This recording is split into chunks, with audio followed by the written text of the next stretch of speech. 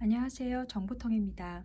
제가 마케팅 수업 중에 유튜브를 촬영하는 연습을 하는데 제가 발음이 굉장히 좋지가 않더라고요. 그래서 오늘은 조금 익숙한 중개사법을 한번 읽어보도록 하겠습니다.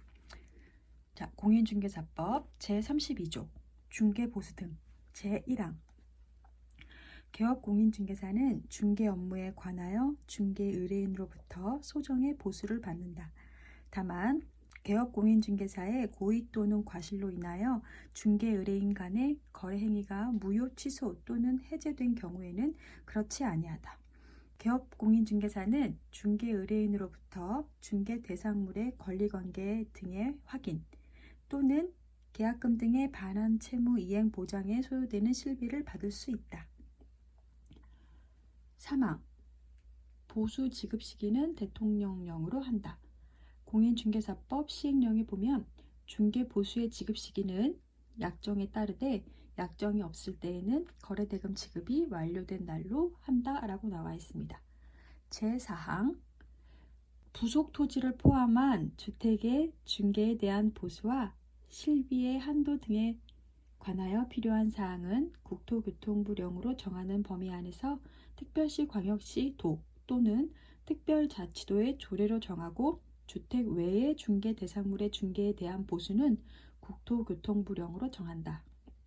공인중개사법 시행규칙 제20호 중개보수 및 실비의 한도 등 제1항 주택의 중개에 대한 보수는 쌍방으로부터 각각 받되 일방으로부터 받을 수 있는 한도는 별표 1과 같으며 그 금액은 시도 조례로 정하는 요율 한도 이내에서 협의하여 결정한다.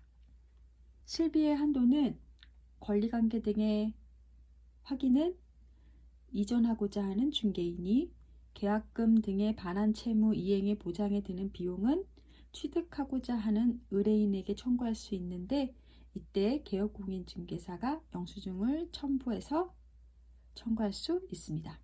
제3항 중개대상물의 소재지와 중개사무소의 소재지가 다른 경우에는 개업공인중개사는 중개사무소의 소재지를 관할하는 시도의 조례에서 정한 기준에 따라 중개보수 및 실비를 받아야 한다. 제4항 주택 외의 중개대상물에 대한 중개보수는 각호 구분에 따른다.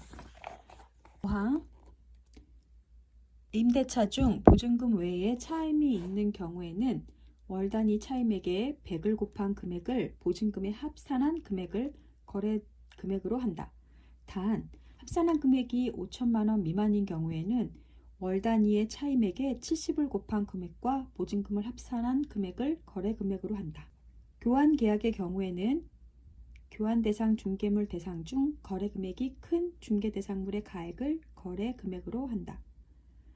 동일한 중개 대상물에 대하여 동일 당사자 간의 매매를 포함한 둘 이상의 거래가 동일 기회에 이루어진 경우에는 매매 계약에 관한 거래 금액만을 적용한다. 중개 대상물인 건축물 중 주택의 면적이 2분의 1 이상인 경우에는 항의 규정을 적용하고 주택의 면적이 2분의 1 미만인 경우에는 제4항의 규정을 적용한다. 다시 말하면 건축물 중 주택의 면적이 2분의 1 이상인 경우에는 주택의 보수를, 주택 면적이 2분의 1 미만인 경우에는 주택 외의 보수를 적용한다. 개업공인중개사는 주택 외의 중개 대상물에 대하여 제4항의 규정에 따른 중개보수 요율의 범위 안에서 실제 자기가 받고자 하는 중개보수의 상한 요율을 명시하여야 하며 이를 초과하여 중개보수를 받아서는 안 된다. 건축법 제80조 이행강제금 제1항 허가권자는 시행명령을 받은 후 시정기간 내에 시정명령을 이행하지 아니한 건축주 등에 대하여 상당한 이행기간을 정하여 시정명령을 이행하지 않으면 이행강제금을 부과한다. 연면적이 60제곱미터 이하인 주거용 건축물과 대통령령으로 정하는 경우에는 금액 2분의 1 범위에서 조례로 정하는 금액을 부과한다. 건축물이 건폐율이나 용적률을 초과하여 건축된 경우 또는 허가를 받지 아니하거나 신고를 하지 아니하고 건축된 경우에는 100분의 50에 해당하는 위반 면적을 곱한 금액 이하의 범위에서 위반 내용에 따라 대통령령으로 정하는 비율을 곱한 그 대통령령으로 정한 비율이란 다음에 네 가지입니다.